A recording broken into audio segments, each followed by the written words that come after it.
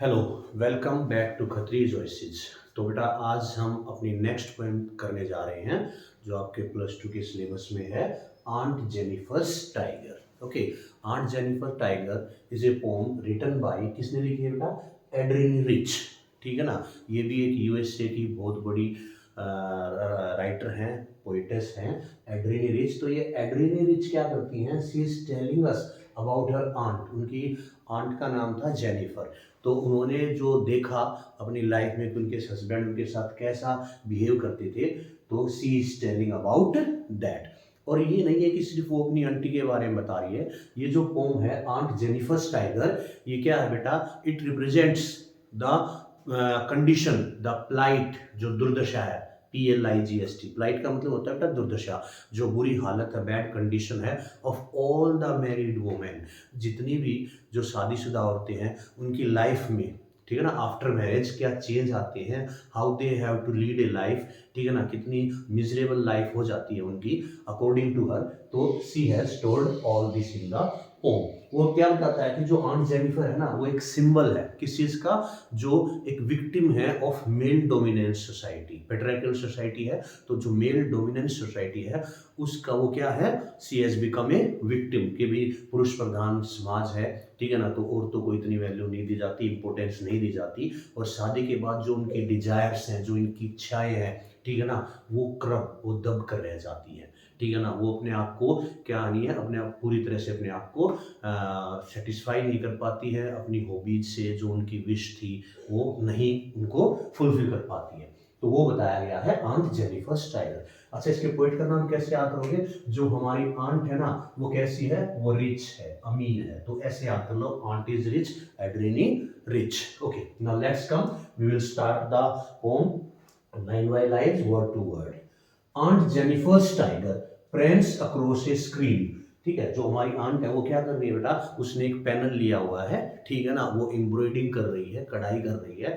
और देखो, औरतें पहले क्या होती थी भाई, किसी जानवर की या कोई सीनरी बनाती हैं, ठीक है ना। सिमिलरली जो आंट जेनिफर है वो भी एम्ब्रॉयडिंग कर रही है, और उन्होंने क्या है, एक पैनल बना रखा है अपना, ठीक है ना। इस तरीके से मान लो उनके पास एक स्क्रीन है। स्क्रीन का मतलब जो कपड़ा था उसके एक गोल होता था, पहले उसको टाइट कर लेते थे ताकि कपड़ा बिल्कुल टाइट हो जाए, और फिर उस पर वो एम्ब्रॉयडरी करती थी। तो ऐसे उन्होंने क्या किया हुआ है, उन्होंने क्या दिखा रखा है कि एक पेड़ है, ठीक है ना, और उस पेड़ के नीचे देयर आर सम मैन, कुछ आदमी खड़े हुए हैं, ठीक है ना। और यहाँ जो टाइगर्स हैं, दे आर प्रेंसिंग, जो टाइगर है वो उछल कूद कर रहे हैं। तो ये उसने इस तरीके से एक अपना वो बनाया है, क्या?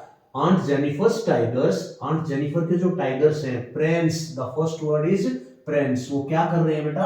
दे are jumping, they are roaming, वो इधर उधर घूम रहे हैं, उछल कूद कर रहे हैं ऑन द स्क्रीन। जो स्क्रीन बनाया उसने ऐसे टाइगर्स बनाए हैं कि अब क्वेश्चन भी आएगा, why she has choose tigers to be embroidered. Tiger ही क्यों बनाए? मोर बना सकती थी, कोई पैरेट बना सकती थी, डियर ले सकती थी, हिरन वगैरह, और भी कोई जानवर थे अच्छे अच्छे। तो व्हाई शी चूज टाइगर्स? तो देखो, इसके दो रीजन है। एक तो वो टाइगर्स के थ्रू अपनी क्या डिजायर दिखाती है, जैसे टाइगर फ्री है, वो भी फ्री होना चाहती है, वो भी टाइगर्स की तरह अपने आप को पावरफुल दिखाना चाहती है, ठीक है ना। तो एक तो ये है। दूसरा, टाइगर जो है वो क्या होता है बेटा? पावर का प्रतीक है। मतलब एक तरीके से वो अपने हस्बैंड की पावर्स को दिखाती है। जैसे टाइगर डोमिनेंट होता है इन द फॉरेस्ट, ऐसे ही उसका पति डोमिनेंट है उस पर, ठीक है ना। तो जैसे टाइगर फ्री है, फ्रीडम, बिल्कुल उसको आज़ादी हो, कहीं भी घूम फिर सकता है, कुछ भी कर सकता है। Similarly she has a desire of freedom, कि काश मैं भी आज़ाद होती, मेरे ऊपर इतनी रिस्पॉन्सिबिलिटीज नहीं होती, मैं भी अपनी इच्छाओं को पूरी करती। तो aunt Jennifer's tiger prance across the screen, वो इधर उधर उछल कूद कर रहे हैं, यानी कि वो इधर उधर घूम रहे हैं, उसकी भी इच्छा वो इधर उधर जाए। Bright topaz denizens of world of green. World of green का मतलब हरा भरा संसार। हरा भरा संसार क्या है बेटा? फॉरेस्ट, ठीक है ना। तो वो किसके डेनिजन्स हैं? डेनिजन्स का मतलब होता है बेटा इनहेबिटेंट, निवासी। ये जो टाइगर हैं वो कहाँ के निवासी हैं? वर्ल्ड ऑफ ग्रीन, हरे भरे संसार के वो निवासी हैं। अब उनको कैसे एक्सप्रेस किया टाइगर से? दो वर्ड से, ब्राइट टोपाज। ब्राइट का मतलब चमकीले, टोपाज का मतलब होता है बेटा पुखराज। ठीक है ना। एक ये येलो कलर का एक स्टोन होता है, ठीक है, उस कलर के, जैसे आपने टाइगर्स देखे हैं होते हैं ना येलो कलर के, चमकीली होती है उनकी बॉडी, तो इसलिए कहता है the tigers are of bright topaz denizens of the world of green, निवासी हैं, इनहेबिटेंट है, कहां के, वर्ल्ड ऑफ ग्रीन के, ब्राइट टोपाज कलर के हैं, येलोइश कलर के हैं। They do not fear, they means the tigers, they do not fear the man beneath, beneath का मतलब क्या होता है बेटा, अंडर, अंडर द ट्री, वही पेड़ के नीचे कुछ आदमी खड़े हुए हैं और वो उनसे नहीं डरते, ठीक है ना। वो भी चाहती है कि वो उन आदमियों से ना डरे, ठीक है ना, समाज में वो भी बाहर, she wants to move freely, she has a desire to become like a tiger, to have a life of a tiger which has freedom in its life. They pace, वो पेस कर रहे हैं, गति कर रहे हैं, मूवमेंट कर रहे हैं, in sleek chivalric certainty, sleek chivalric, these are the next two words, ठीक है ना। स्लीक होता है बेटा एलिगेंट, शानदार तरीके से, स्वेलरिक बहादुरी, हीरोइज्म, वो बहादुरों की तरह बिल्कुल बेखौफ होके, बिना किसी डर के, ठीक है ना, एक शानदार तरीके से वो इधर उधर घूम रहे हैं टाइगर। ऐसे ही उसका हस्बैंड है, वो भी बिल्कुल बिना कुछ डरे, ठीक है ना, सोसाइटी में घूमता है, अपने काम करता है। लेकिन इसका दूसरा पहलू भी क्या है कि वो उस टाइगर की तरह बहादुर बनना चाहती है, वो भी फ्रीली मूवमेंट करना चाहती है।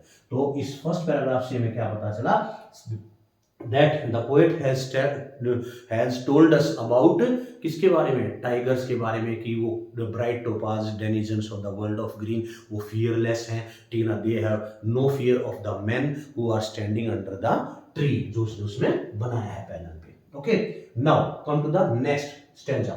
Aunt Jennifer's finger fluttering through her wool, सारे वर्ड मीनिंग आसान है। फ्लटरिंग एक वर्ड है, फ्लटरिंग का मतलब होता है बेटा कांपना, ट्रेम्बलिंग। तो आंट जो जेनिफर है उसकी जो उंगलियां हैं वो एम्ब्रॉयड कर रही है, वो ऐसे हम करते हैं ना, ठीक है ना, एम्ब्रॉयडिंग, तो उसकी जो उंगलियां हैं वो क्या कर रही है बेटा, फ्लटरिंग, वो कांप रही हैं, ठीक है ना। थ्रू हर वूल, जो ऊन है उसके थ्रू वो क्या कर रही है, उनको निकाल रही है, तो बड़ा मुश्किल लग रहा है उसको ऐसे उसको खींचना, किसको, find even the ivory needle. Ivory क्या होता है बेटा, जो हाथी के दांत से बनी हुई, ठीक है ना, जो होती है दिया सिलाई, उनको बोलते हैं बेटा, जिन जो ऊन बनाते हैं ना, जिनसे वो लंबी लंबी होती है, तो उनको उन नीडल्स को बोलते हैं आइवरी नीडल्स। और उन्हें बड़ा हार्ड टू पुल, बड़ा मुश्किल लग रहा है, ठीक है ना, क्या खींचना।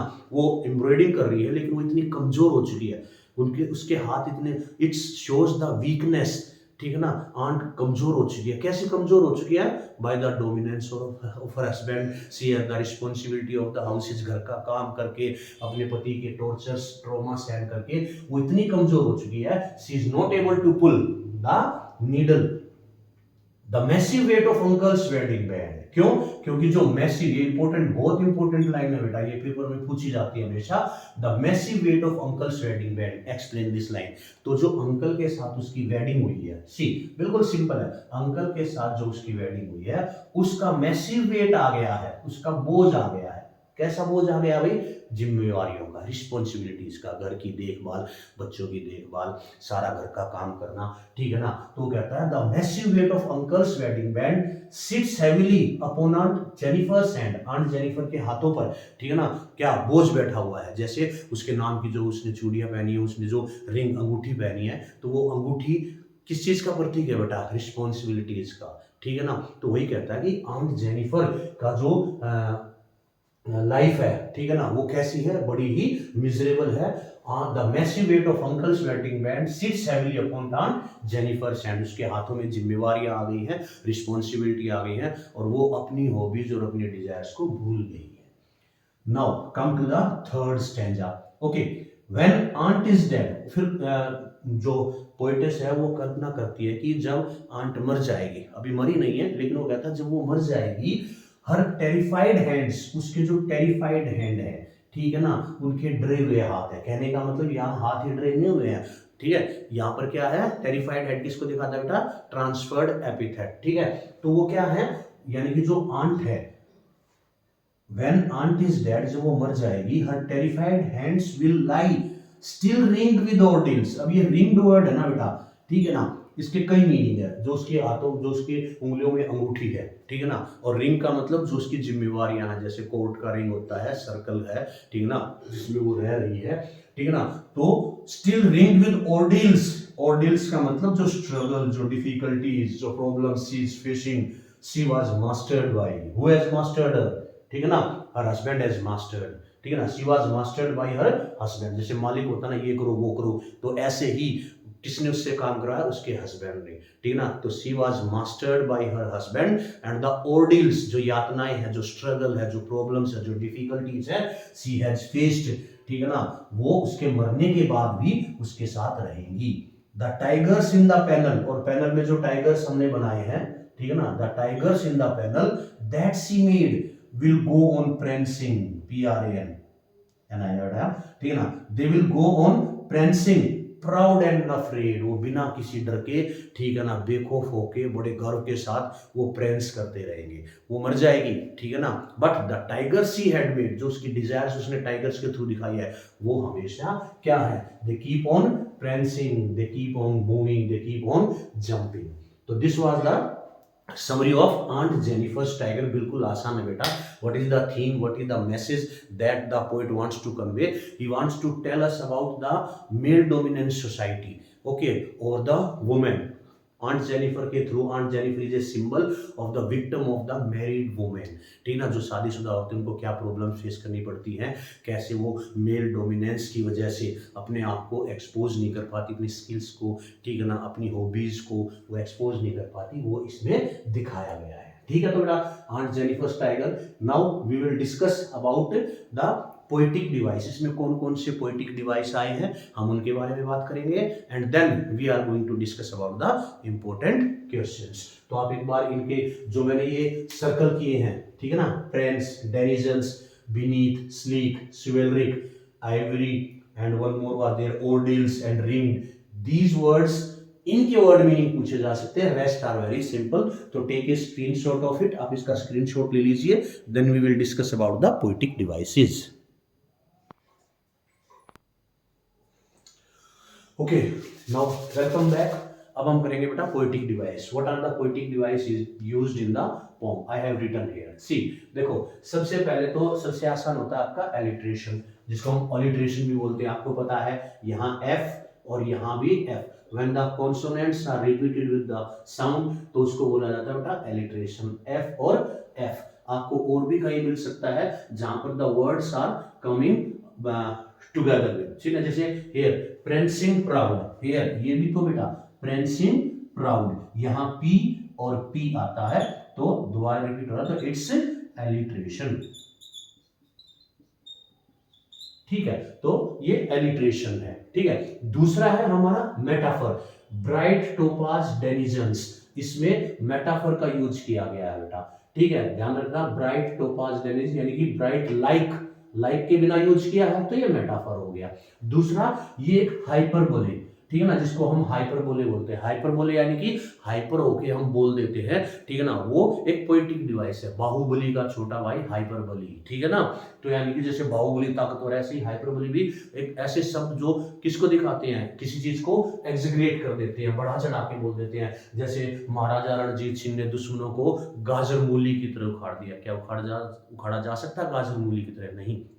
आपसे टीचर कई बार बोलते हैं कि मैंने तुम्हें 1000 बार बताया, क्या वाकई में 1000 बार बताया? नहीं। तो ऐसी बातें जो क्या की जाती है, किसी चीज को बढ़ा चढ़ाकर की जाती है। यहाँ पर ये दो सेंटेंस हाइपरबोले के बेटा, find even the ivory needle hard to pull, क्या ऐसा हो सकता है कि बड़ा मुश्किल लगता है सुई धागे, उसको सुई को उसमें से निकालना कपड़े में से? नहीं, लेकिन यहाँ बड़ी क्या है, हाइपरबोली, बात हाइपर होके गया। The massive weight of uncle's wedding bed, uncle wedding bed का मैसिव वेट, नहीं, ऐसा इतना ज्यादा वेट नहीं है, बट इनडायरेक्टली ये क्या हो गया बेटा, हाइपरबोली, ठीक है, ध्यान रखना, इन दो लाइनों में हाइपरबोली है, ये एलिट्रेशन हो गए, ये आपका ब्राइट टोपाज डेनिजन्स मेटाफर। एक और है इसमें पन, ठीक है ना, स्टिल रिंग्ड विद ऑर्डिल्स, जहां एक ही वर्ड को कई मल्टीपल मीनिंग्स निकलते हैं, जैसे रिंग्ड, रिंग्ड का मतलब क्या होता है, सी इज रिंग्ड विद, वो घिरी हुई है, she has a ring in her, ring तो दो मीनिंग हो गए,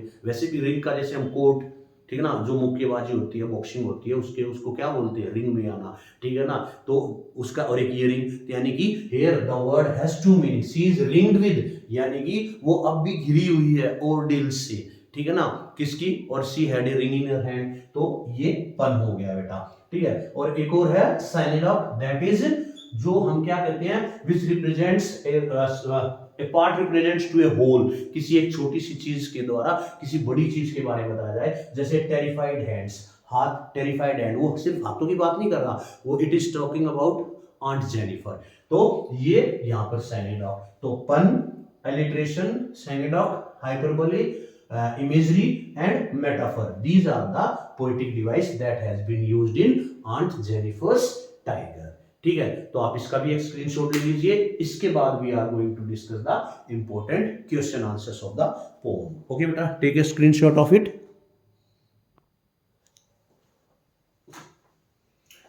Okay, now see what we are going to discuss. We are going to discuss about the important questions of Aunt Jennifer's Tiger. These are the 6 or 7 important questions. बेटा ये 6 या 7 important question है। देखिए पहला question क्या है, How does the poet describe Aunt Jennifer's Tiger?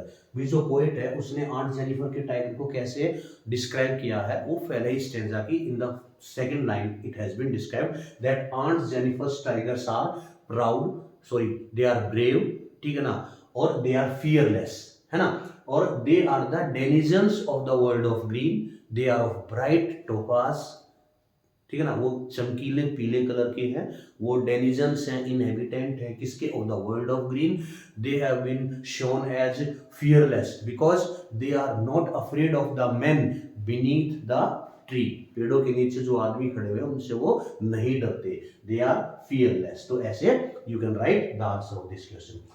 Why did Aunt choose tigers to view on the panel? Why she had embroidered tigers? उसने किसी और जानवर को क्यों नहीं लिया, ठीक है ना, हिरन वगैरह, तोता, ये ऐसी चीजें क्यों नहीं, उसने सिर्फ टाइगर्स को ही क्यों एम्ब्रॉयड किया?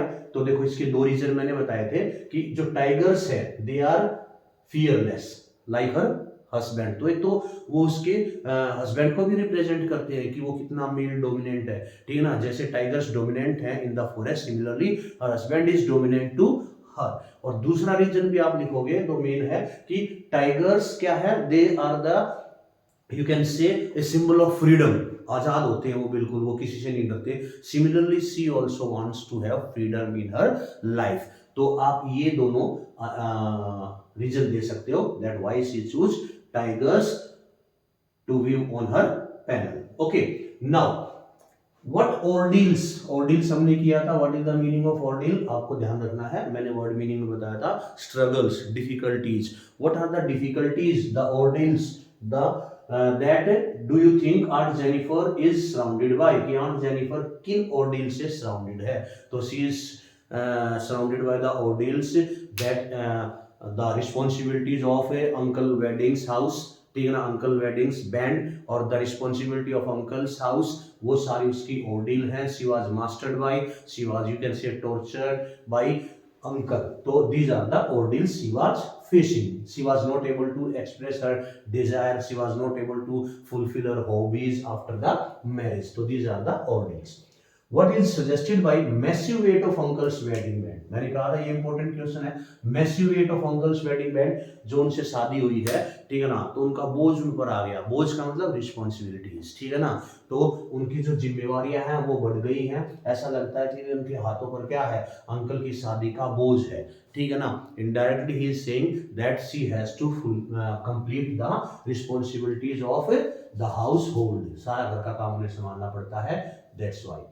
How do denizens, निवासी and chivalric add to our understanding of the tiger's attitude? हम पहले डिस्कस कर चुके हैं, fearless, chivalric का मतलब heroic, ठीक है ना, denizens का मतलब inhabitant, they are the inhabitant of a world of green, पूरे उसके वो, ठीक है ना, denizens है लेकिन वो एक घर में ही रहती है, ठीक है ना, she is not brave, she is a timid type of lady, तो ये you can write in this answer.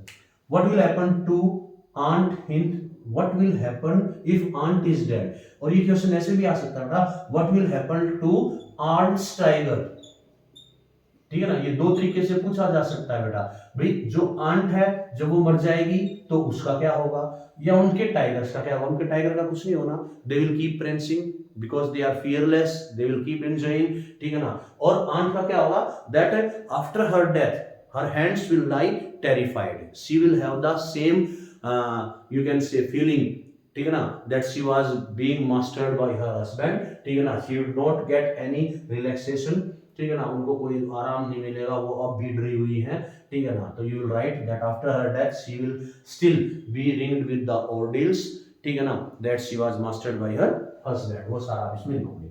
How is aunt, ठीक है ना, aunt different from the tigers she had made, जो उसने टाइगर बनाए हैं और जो आंट है वो कैसे उनसे डिफरेंट है।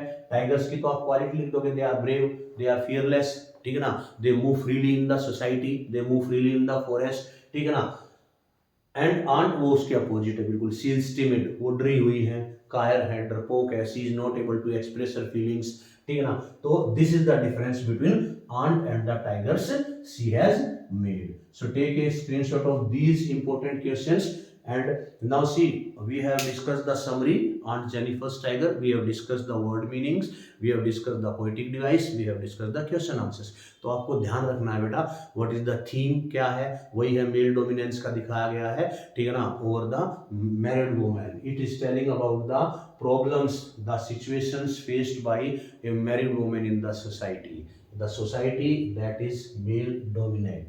ओके, तो आपको take a screenshot of these important questions, and in the next video we are going to do the next poem. तो तब तक आप देखते रहिए और सब्सक्राइब कीजिए चैनल को, अगर आपको अच्छा लगता है, ठीक है ना, तो share it, okay, then take a screenshot of it बेटा।